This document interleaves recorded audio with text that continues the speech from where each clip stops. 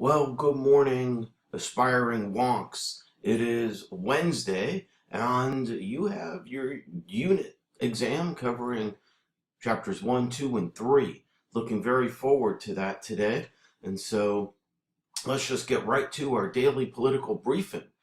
It's interesting. Yesterday we started to see the very first numbers regarding Donald Trump's negatives. And Donald Trump's negatives are so high, even though that he's continuing to poll atop the Republican field.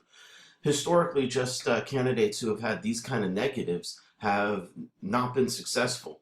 And we see Hillary Clinton with these kind of negatives as well. And so, are we setting up a presidential election between people who are really disliked? And talk about people who are disliked and uh, politicians having negatives. Yesterday, we saw the first media incursions into the piercing the veil of um, Ben Carson with a with some investigative reporting into some prescription drug company that he was supporting, and whether or not he was aware of some of the negative things they were doing. And so it's interesting today that we see the first reports questioning Ms. Fiorina, Carly Fiorina's tenure as CP. HP's head.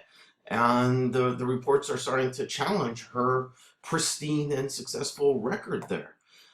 Reports out today that on Miss Fiorina's watch,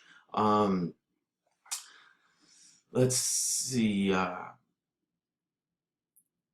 her departure as CEO of Hewlett Packard coincided with the start of a scandal that led to a downturn in HP stock after she left. During her tenure, the stock's price fell 55%, which was more than peers in the technology industry suffered during the 2001 economic downturn. So these are some interesting developments.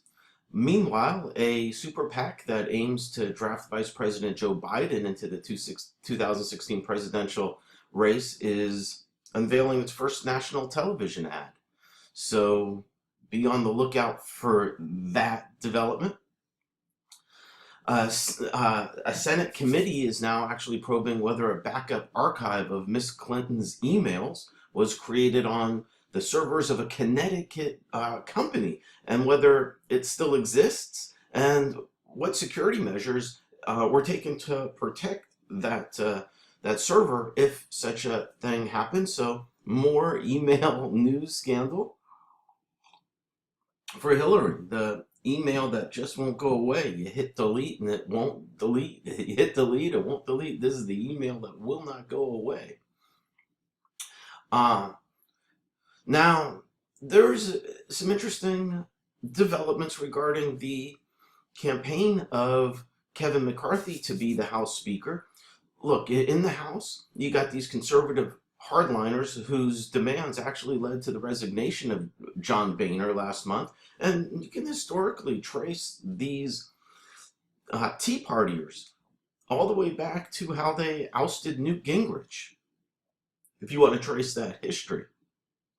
These people have been called the Hell No Caucus, the Shutdown Caucus, and even the Crazies. And but if there's one organized group that could claim responsibility for the environment that led to Republican Boehner's call of quitting, it's the House Freedom Caucus. It's a collection of 40 or so very staunch conservatives. They're held together by one simple principle at this point in time. The party must be fighting harder for their caucus. And so they're starting to put pressure on Kevin McCarthy, wanting to know what he's going to do to fight Obama's plans. And one of those things might be just simply to oppose, just be in opposition of the Pacific trade deal, which is something historically and traditionally Republicans tend to support. So Meanwhile, in the Senate today, they're expected to pass a $612 billion annual defense spending bill. However, Obama is not so happy with that. We'll consider what his arguments are. The United States and Russia have agreed to some discussion over the air operations in Syria. So they want to try to reduce the chances of shooting each other down.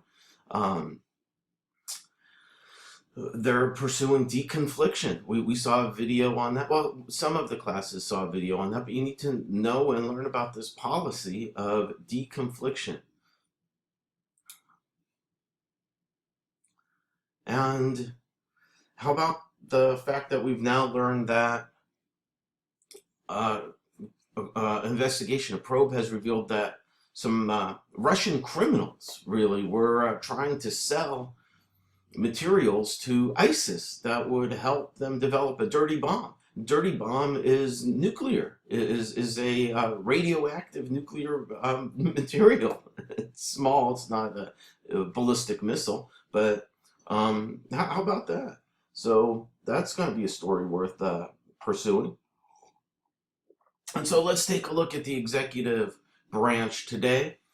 In the Obama administration, the White House holds a summit with the Department of Labor to explore ways working Americans are fully sharing in the benefits of broad-based economic growth. President Obama will deliver remarks at 12:20 Eastern Time at the summit, and he'll participate in a town hall meeting with coworker.org. The president meets with German president at the White House at 11 a.m. to mark the 25th anniversary of German reunification and its partnership between the U.S. and Germany. Defense Secretary Ash Carter is in Italy to meet with Italian Minister of Defense Roberta Pinot at 7:45 Eastern, and he is on foreign travel to attend the NATO Defense Ministerial Conference in Brussels. The Supreme Court continues to hear oral arguments, and Congress is resuming its consideration of the National Defense Authorization Act for fiscal year 2016. The Senate is expected to pass that. And they'll hold hearings on various issues. In the House, Agriculture Secretary Vilsack and HHSS, Health and Human Service Secretary Burwell, will testify before the Agriculture Committee on dietary guidelines this morning as well. That's already happened even at the filming of this video. There's your political briefing. Good morning. Let's have a great day. Lots of correct answers on that unit exam. And we will see you soon. Homecoming Friday. Stay focused. Noticed yesterday people were coming in with a lot more chips, even balloons. So let's be aware.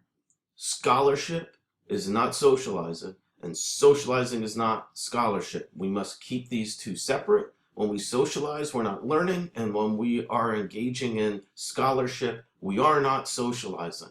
Let's come to class, let's be focused, let's be ready to keep on learning. And you have a test, so you should be coming in focused, ready to nail correct answers on a very difficult exam. So, buenos dias, and go Falcons.